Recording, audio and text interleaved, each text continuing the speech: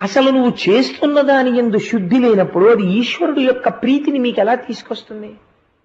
ఆ ప్రీతి ఆవిష్కరింపబడదు. మీరు చేసే దానానికి ఫలితం ఉండదు. మీరు దానము చేసేటప్పుడు చూపించినటువంటి వినయము వలన ఈశ్వరుడు ప్రీతి చెందుతాడు. ఈశ్వరుడు ప్రీతి చెందితే మీరు చేసిన దానానికి ఫలితం వస్తుంది.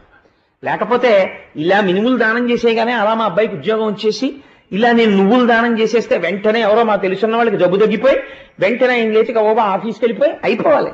అలా ఎందుకు అవ్వదండి? కొంతమందికి ఫలితం ఇస్తుంది, కొంతమందికి ఫలితం ఇవ్వదు. ఎందుకు ఇవ్వదు అంటే, ఒక వ్యక్తే గింజలు జల్లుతాడు, జల్లిన కొన్ని గింజలు రాళ్ల మీద పడతాయి, మొలకలెత్తావు. కొన్ని గింజలు ఎండిపోయిన నేల మీద పడతాయి, మొలకలెత్తావు.